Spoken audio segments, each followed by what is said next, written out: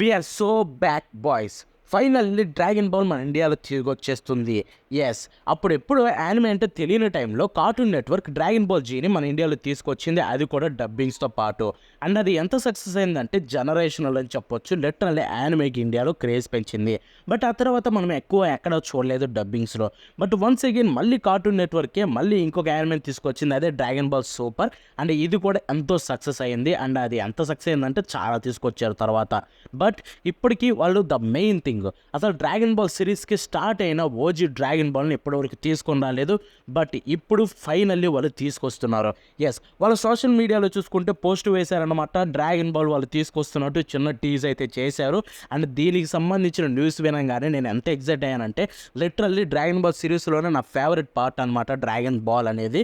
So దాన్ని మళ్ళీ మన లాంగ్వేజెస్లో చూడడం అనేది ఎంతో హ్యాపీగా ఉంది.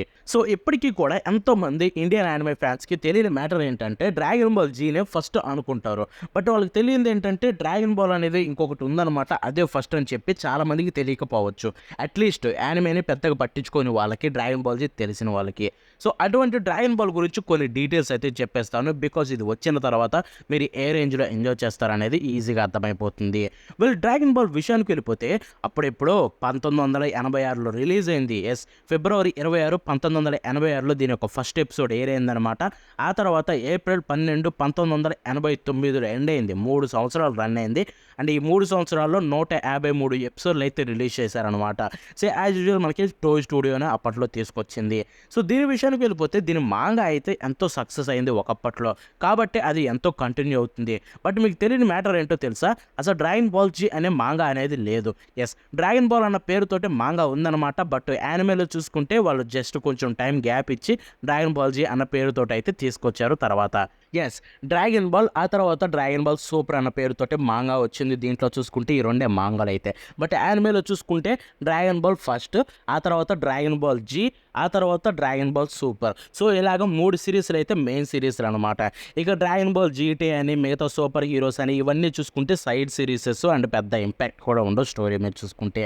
సో ఇవి మీకు చెప్పాలనుకున్నది డ్రాగన్ బాల్ గురించి, బికాజ్ చాలామంది టైం లైన్ కూడా అడుగుతున్నారు, ఎలా చూడాలో చెప్పమంటున్నారు. కాబట్టి మీకోసం అయితే ఈ వీడియోతో ముందుకొచ్చా. ఫస్ట్లీ డ్రాగన్ బాల్ అయితే చూసేయండి, ఆ తర్వాత డ్రాగన్ బాల్ జీ చూడండి, ఆ తర్వాత డ్రాగన్ బాల్ సూపర్ చూడండి. అండ్ మధ్యలో మూవీస్ ఉన్నాయి కదా బ్రో అంటే, మూవీస్ మీరు ఎక్కడ చూసినా ఇబ్బంది ఉండదు. బట్ డ్రాగన్ బాల్ జీలో ఉన్న మూవీస్ చూసుకుంటే మీరు వరుస లైన్లో అయితే చూసుకుంటే ప్రాపర్గా ఎంజాయ్ చేస్తారు. అంతేకాకుండా డ్రాగన్ బాల్ సూపర్లో కూడా 2 మూవీస్ ఉన్నాయి. ఆ 2 మూవీస్ వచ్చేసరికి బ్రోలీ ఒకటి, సూపర్ హీరో ఒకటి. ఈ 2 కూడా వరుసగా చూస్తే మీరు ఎంతో ఎంజాయ్ చేస్తారు, బికాజ్ అవి టైం లైన్ డిఫరెన్స్ ఉంటాయి కాబట్టి. సో ఇవన్నమాట డ్రాగన్ బాల్ గురించి మీరు తెలుసుకోవాలనుకున్నది. ఎంతకంటే పెద్ద ఇన్ఫర్మేషన్ అయితే లేదు. బట్ వన్ థింగ్ అయితే చెప్పగలను, డ్రాగన్ బాల్ అనేది డ్రాగన్ బాల్ సిరీస్ అన్నిట్లో కల్లా ది బెస్ట్ పార్ట్.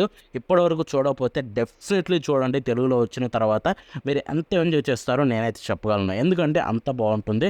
అండ్ ఇంకొక థింగ్ ఏంటంటే, dragon Ball Z dragon ball super లాగా అస్సలు ఉండదు, ఎందుకంటే అది ఓజీ.